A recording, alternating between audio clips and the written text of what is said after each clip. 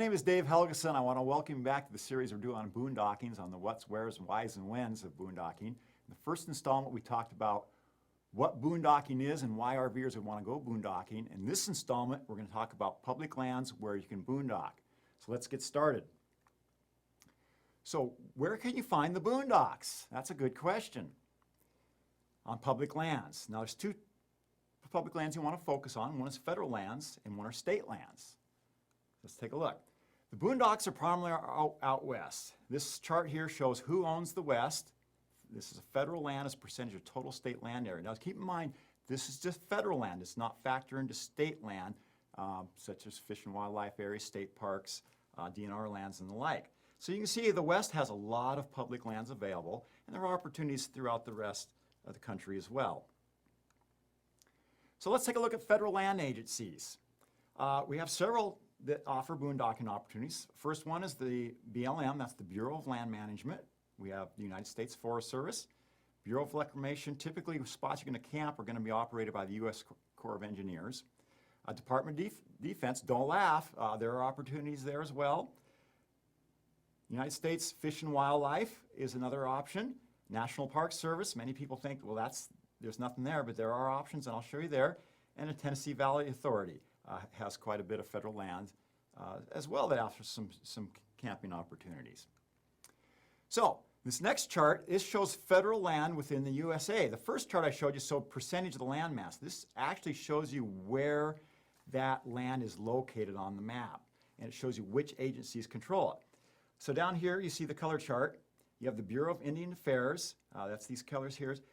Being that each tribe is its own sovereign nation, they do allow dispersed camping or boondocking, but you do need to typically get a permit from the agency. So I'm not going to really talk much about that.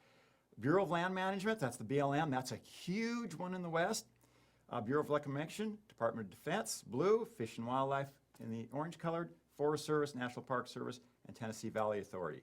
So that's the main federal agencies we'll be looking at. Again, that does not include state land, and we'll touch on that as well. So where can I boondock? Typically, you can boondock. Government will always talk about dispersed camping or primitive camping. So when you're on their websites, look for those keywords. For 2 weeks, most anywhere on BLM land or U.S. Forest Service land, as I just mentioned, some national parks and national monuments also permit boondocking. And the one you don't want to forget is the state lands as well. The western state lands, as well as across the rest of the U.S., have a lot of public land that have boondocking opportunities on them. So let's take a look. Now I'm going to have a lot of screenshots of different websites I'm going to show you today. At the end of this episode, we'll give you a link to the websites so you can go research them on your own. And typically, as I go through this, just keep in mind, you look at the land agency you want to find or camp on, Google that land agency as well, the words dispersed camping, and you'll typically land on a page very much like this. You see dispersed camping right here. So if you were to Google Utah BLM for the St. George area, you'd probably land straight on this page. So not so much getting the links from us, but learning how to find them on your own, because each agency, the rules differ a little bit. There's not one umbrella agency for the BLM or Forest Service that's all encompassing for all the lands they control. So Bureau of Land Management, typically camping on public lands away from developed recreational facilities, referred to as dispersed camping. That's the key words you want to keep in mind. Talks here about the 2-week limit. After 2 weeks, you got to move 25 miles, and there's a 28-day continuous occupation. Just need to know the rules. We're going to talk about the rules way more in depth in a future session. The main thing we're talking about today is what federal lands are available, and typically finding that page that tells you how long you can stay there, and this confirms that boondocking is allowed. Long-term visitor areas, LTVAs. If you've heard about boondocking before, you've undoubtedly heard about Quartzsite, Arizona. A lot of people go down there for the whole winter and boondock. There are what they call long-term visitor areas where you can stay for periods up to 7 months. There's a number of them in California and Arizona.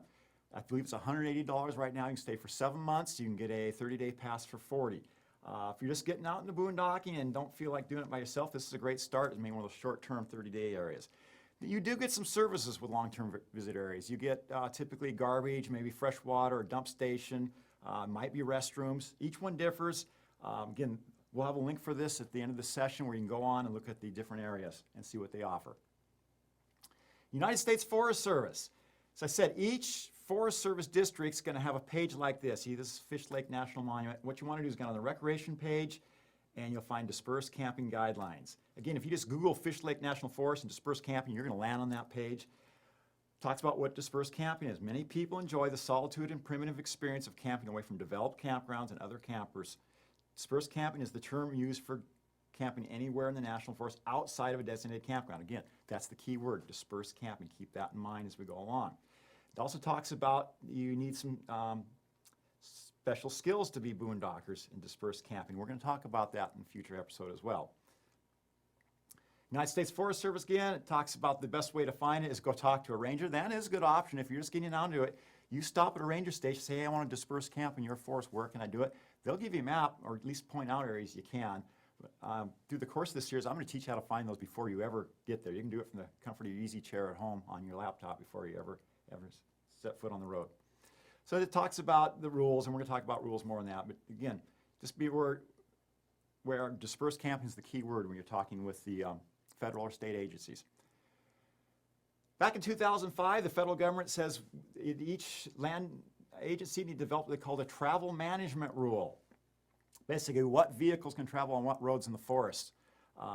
Each forest district will have a version of this. BLM will have travel maps, is what they call them. And you can order these from a district, or they're many times online. They're huge files. They'll take a while to download. And you can't see them all at once on your screen. You have to scroll on to get the detailed information. But they'll tell you basically where you can and can't boondock, as well as if you have off-road vehicles, where those can go, jeeping and the like. So what you get, this is the title page of one map. But they'll have these areas, dispersed camping. You see the dotted lines here. It'll say which roads are open to vehicles. And it talks about dispersed camping here and over here. Typically, it'll tell you how many feet you can park your RV off the main dirt road. Now, this isn't going to tell you where those spots are. It just tells you what roads dispersed camping is allowed along. So keep that in mind. Don't say, oh, well, that road says I can disperse camp on it, and blindly drive down a road with your RV, not knowing if there really is a spot, because it might just be open for tenners, or if there's a spot to turn around at the end. That's asking for trouble. But motor vehicle use maps are a pretty good option. I seldomly use them unless I'm really tight for potential boondocking spots, but they're out there. They will send them to you, or they're online with most land agency districts. Army Corps of Engineers is another federal agency we talk about. You talk about, here's the Portland district site. They have a lot of land along the Columbia River. Talks right here, camping. Half the camping options are campgrounds. The other half are dispersed camping right along the rivers, typically below the dams. So that's another thing to keep in mind as you learn this. And just, again, Google the Army Corps of Engineers for the district you want, put the words dispersed camping in, or camping, you're going to land on a page that tells you what your options are. U.S. Fish and Wildlife Service. Keep in mind there's federal U.S. Fish and Wildlife lands and there's state fish and wildlife lands. This is an example of a federal site. This is the Kafa National Wildlife Refuge in Arizona. This stands for the King of Arizona. It's an old mining area down there. Camping is permitted on the Kafa National Wildlife Refuge. Talks right here. Campers may select their own campsites and are limited to a 14-day period and 12-month period. So again, you see they confirmed that dispersed camping is allowed. A little different than Forest Service. You're only allowed 14 days in a whole 12-month period, where in Forest Service you're allowed 14 days in a 30-day period you got to move, or BLM 14 days typically in a 28-day period move. But it is allowed. Talks to you about getting firewood, the whole bit. So the rules are there, and then what you can do. So this confirms you can boondock in the wildlife refuge. Next up, Department of Defense. A lot of people say, you cannot boondock in Department of Defense territory. I mean, they drop bombs in those places. Well, they do from time to time. Some of them are a little more dormant. A big area is the Barry M. Goldwater bombing range down out of Yuma, Arizona. It's the largest unbroken landmass left in the lower 48 states of the United States. It's huge. There's old mines out, there's roads, there's old Spanish trails, there's lots of exploring to be done. Right here, it tells you camping is permitted for maximum 14 days in any 28-day period, very similar to BLM rules. Stay away from water holes and make sure your fires are completely out. This is interesting. When you vacate the space, they want you to break up your fire ring and rake out your tire tracks. You're leaving no evidence that you were there. You just need to get a permit from the Marine base, and you're out there. Thousands and thousands of acres. Now, conversely, not all Department of Transportation land is open to boondocking. If you go down to Area 51, you're going to find a sign like this, and guaranteed if you cross it, you're going to have visitors really quickly. So know the rules before you go on what land is and isn't open to boondocking. We're talking Department of Defense. There's also some lands up in Idaho. You can boondock on. It's kind of disconcerting because there's a sign that says, beware of falling objects from aircraft as you drive onto the bombing range. They don't say if those falling objects are bombs or airplane parts, but kind of adds to the excitement of boondocking. National Park Service. There are opportunities there. This is a screenshot of Death Valley National Park. Talks about the 3 million acres they have there. They have 700 miles of backcountry dirt roads that are open to camping under the following regulations. 700 miles of dirt roads in the backcountry of Death Valley. That's huge. It's one of the few national parks I'm aware of that does it. Again, it talks about not going too far off the road and the like. Just keep in mind, there are options even on National Park Service lands. Now, National Park Service also operates national preserves and monuments. A lot more opportunities there. This particular screenshot is of the Mojave National Preserve in California. They do have 2 campgrounds within the boundaries of the preserve. One they do not recommend you take RVs to. The other one is a little more accessible. But again, this place is huge. The campgrounds are quite distant from spots you probably want to explore. The whole area is open to dispersed camping. It talks about roadside vehicle camping here is permitted where somebody has camped before. And in the next segment, we're going to teach you how to go on Google Earth. You can actually see these spots from space, capture their coordinates if you ever get there. Quite often, you'll either see an RV camp there, or you'll see signs of camping. Quite often, the resolution is so good, you'll see the fire rings left from previous campers. So keep that in mind. There's some great federal lands. I mean, they've been designated as monuments by the federal government because they're special places. You can go on there and boondock. TVA, the Tennessee Valley Authority. Again, talks about the rules. Talks about right here that you can stay on TV land for 14 days, dispersed camping. Instead of having to move 25 miles, you just got to move 1 river mile up or downstream because TVA lands aren't really deep, but they're just long along the rivers. So there's options out in the east, federal land as well. So we talked about the federal lands that are available. Let's talk about state land agencies. Most every state in the union will have some kind of state parks. Department of Natural Resources, DNR. Sometimes, like in Utah, state parks are run by the DNR. You'll have a Department of Fish and Wildlife.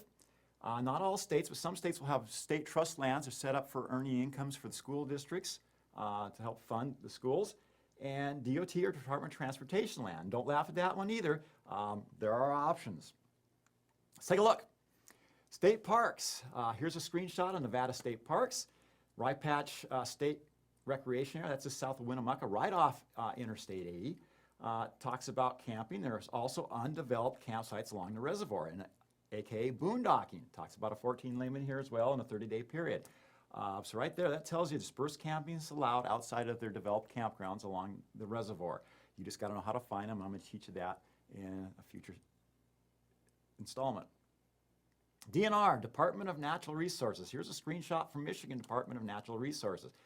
There we go. There's that key word, dispersed camping again. You Google Michigan Department of Natural Resources, dispersed camping, you'll land right on this page.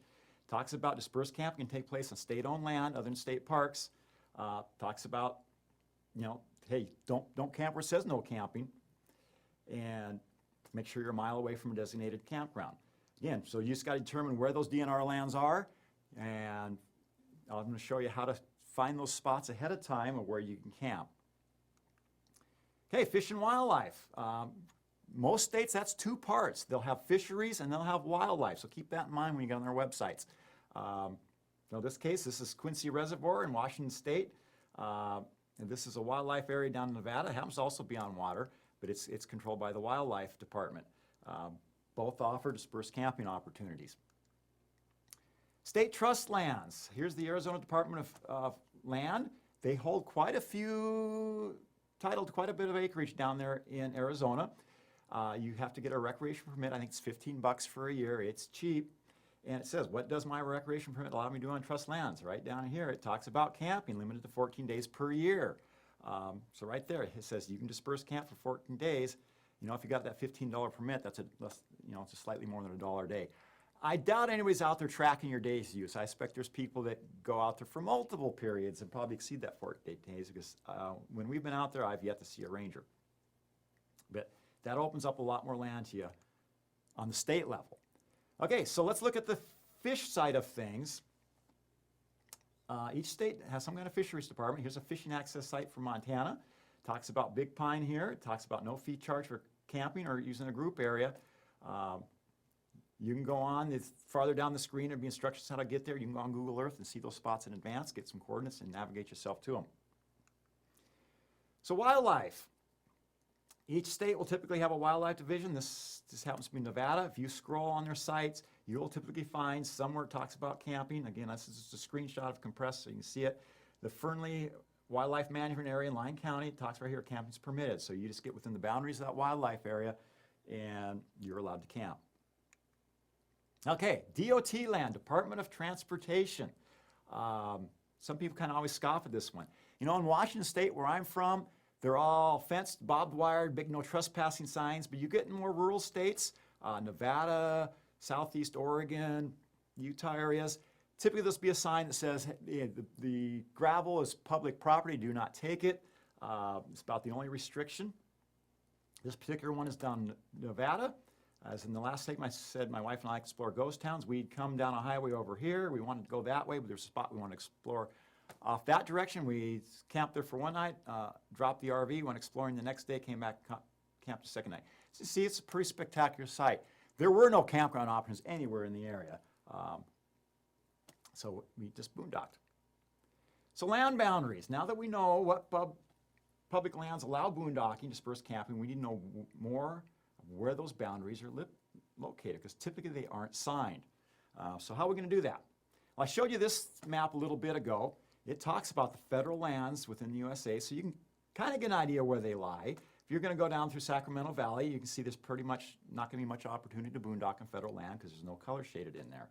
But if you come down through this part of the west, you can see there's tons and tons of federal land to occupy. In fact, you put the state land back in Nevada, over 90% of Nevada is open to dispersed camping. It's more of a question of, you know, where can't you camp, because most anywhere you can.